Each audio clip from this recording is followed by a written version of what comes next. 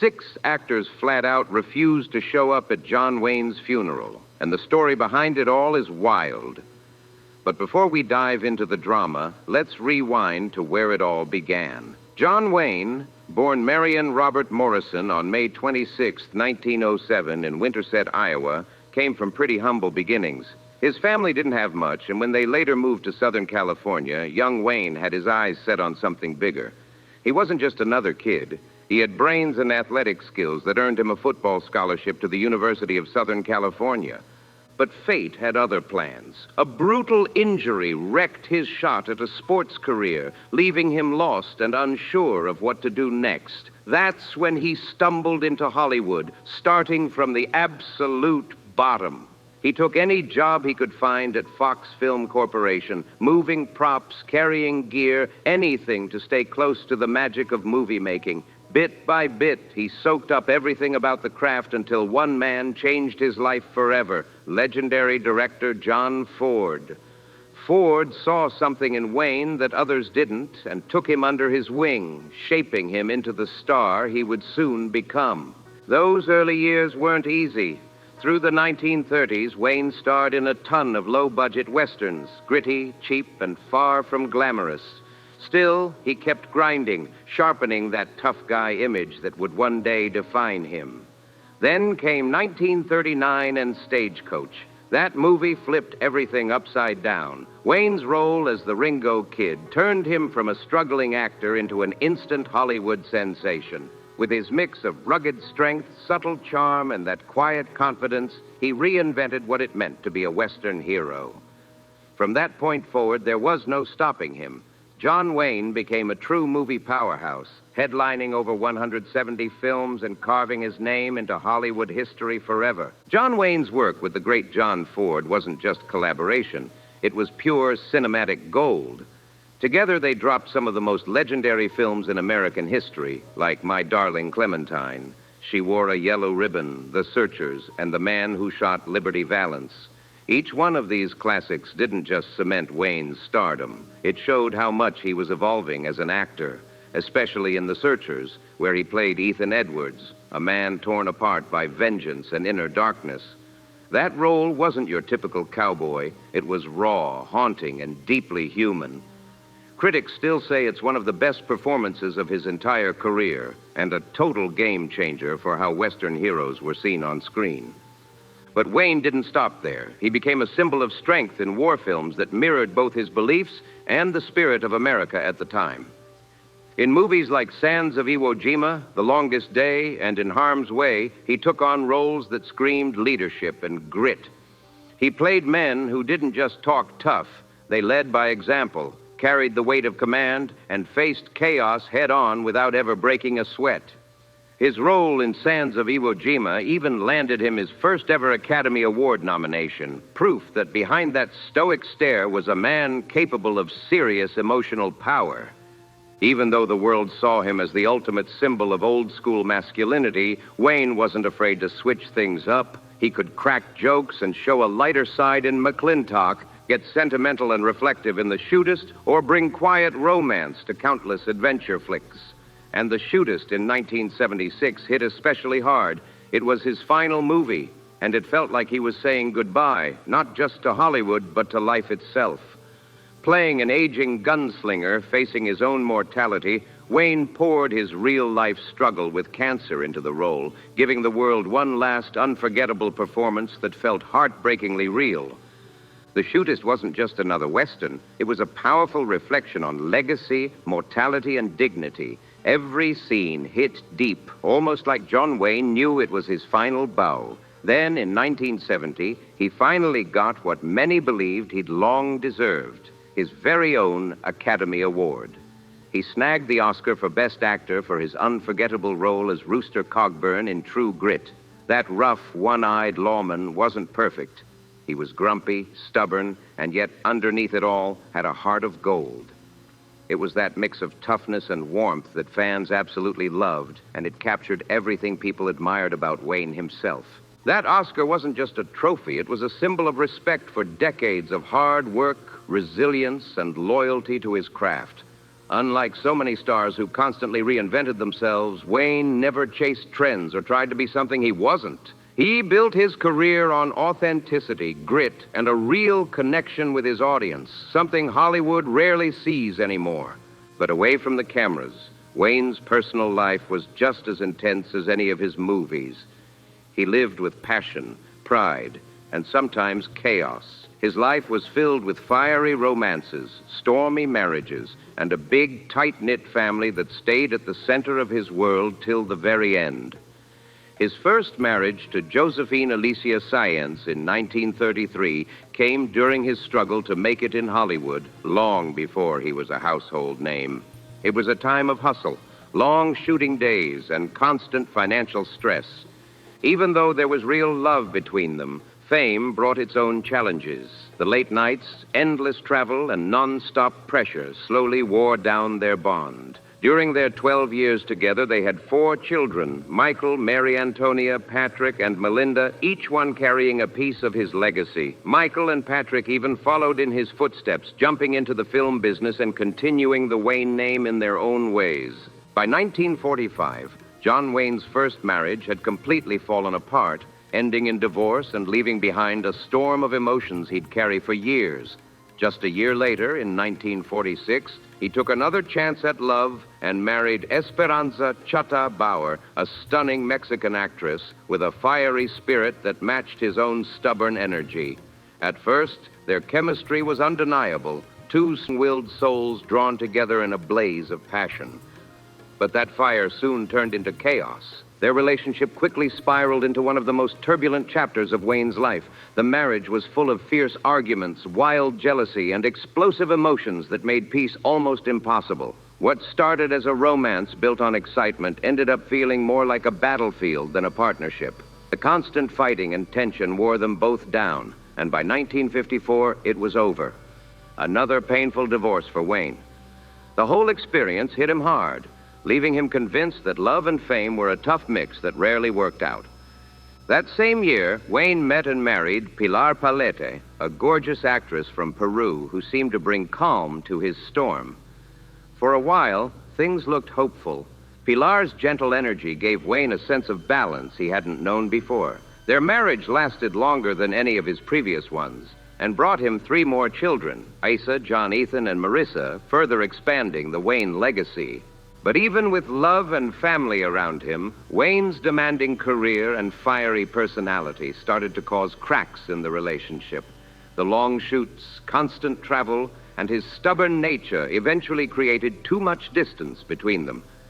After 19 years together, they separated, but never made it official with a divorce. Despite everything, they managed to keep a complicated but lasting bond, staying connected long after the romance had faded. In his later years, John Wayne found unexpected comfort in the company of Pat Stacy, his former secretary, who became much more than that. Their bond grew deeper over time, turning into a genuine romance that lasted until his final days. Pat stayed by his side through it all, the sickness, the aging, and the long, painful decline that tested even his legendary toughness. Through every struggle, she never left him, offering loyalty, care, and emotional strength when he needed it most. Their relationship wasn't traditional for the time, but it gave Wayne something real: peace, stability, and companionship when fame couldn't fill the void. By the time he passed away on June 11th, 1979, at 72 years old, the world had lost more than just a movie star. It lost an icon. John Wayne, known everywhere as the Duke, had become a symbol of unshakable strength, patriotism, and that old-school American grit that defined an era. His funeral at Our Lady of the Angels Church in Los Angeles was packed with family, close friends, and Hollywood figures who had worked with him or admired his massive legacy. It was a moment that felt like the end of a cinematic age. But what really caught people's attention wasn't just who showed up, it was who didn't. A few big names in Hollywood were noticeably missing, and their absence spoke volumes. Behind the smiles and movie magic, there were deep rifts, ideological clashes, personal grudges, and moral disagreements that had simmered for decades. Wayne wasn't shy about speaking his mind, and some of his public statements rubbed people the wrong way, creating divides that never fully healed. He was bold, outspoken, and sometimes controversial. John Wayne never tried to play neutral, and that fiery honesty became both his greatest strength and his biggest flaw. John Wayne's blunt opinions didn't just spark debates, they set off firestorms. His unfiltered comments added even more controversy to a reputation that already made him one of Hollywood's most polarizing figures. He once boldly declared, "I'm not ashamed of being an American, and I believe in America first," a statement that hit deep for some and pushed others far away. It was pure Wayne, patriotic, defiant, and unapologetic. So when a few big names skipped his funeral, it wasn't exactly shocking. Jane Fonda's absence, for one, was completely expected. The tension between her and Wayne ran deep and bitter. During the Vietnam War, Fonda became one of Hollywood's loudest anti-war voices, while Wayne stood firm as one of the war's biggest supporters. He didn't mince words either. Wayne once snapped, "They call it protest. I call it treason." That line burned bridges instantly. Fonda even recalled how he confronted her at a social event, laying it all out in a way that left no room for peace between them. For her, showing up at his funeral would have gone against everything she believed in. Then there was Marlon Brando, a Hollywood giant in his own right, but the total opposite of Wayne in nearly every way. Brando was politically progressive, deeply against American imperialism, and outspoken about Native American rights. He flat out rejected the frontier myths Wayne's movies helped build. Brando once slammed Westerns for celebrating genocide, calling out the dark side of Hollywood's old cowboy stories. While both men were cinematic legends, there was zero mutual respect between them. Brando's decision not to attend wasn't out of pettiness, it was a quiet act of principle. And even Paul Newman, who kept his politics more low-key, couldn't have been further from Wayne's beliefs. Newman championed civil rights, funded progressive causes, and opposed the Vietnam War, too. He was known for his heart and humanitarianism, while Wayne was seen as the symbol of traditional conservatism. Their worlds just didn't mix, and his absence spoke volumes. John Wayne never held back when it came to his opinions, especially about Hollywood's more liberal crowd. He once threw shade by saying, "A lot of actors pretend they're thinkers. I never pretended." That one line summed up how he saw himself, straightforward, unapologetic, and uninterested in playing the intellectual game. Paul Newman, on the other hand, wasn't into public feuds. Still, he kept his distance from Wayne both in life and after death, quietly standing by his own beliefs without ever needing to make a scene. Burt Lancaster was another Hollywood powerhouse who clashed hard with Wayne's worldview. Smart, politically active, and openly critical of McCarthyism and far-right politics, Lancaster stood for the idea that actors had a duty to question authority, not defend it. Wayne, meanwhile, believed in protecting traditional values and American institutions. No apologies given. Though both men respected each other's talent, their philosophies were miles apart, and that gap never closed. Then there was James Garner, a man who'd actually served in the military but came out of it with a much more skeptical take on war and blind patriotism. Garner admired Wayne's acting skills but made it clear he didn't share his mindset. He once described Wayne as a good actor, but a man I didn't agree with. Garner couldn't stand what he saw as Wayne's intimidating presence and his habit of treating disagreement like betrayal. For Garner, skipping the funeral wasn't personal. It was a quiet act of staying true to himself. And finally, Harry Belafonte's absence carried deep moral weight.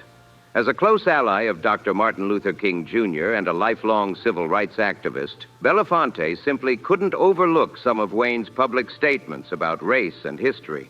Wayne had once said, "I don't feel we did wrong in taking this great country away from them," referring to Native Americans, a comment that hit hard and offended many. For Belafonte, respecting Wayne's fame didn't mean excusing his beliefs, and his silence at the funeral spoke louder than any words ever could. In the end, John Wayne knew exactly who he was, and he never tried to hide it. Late in life, he said, "I don't think you should apologize for being who you are."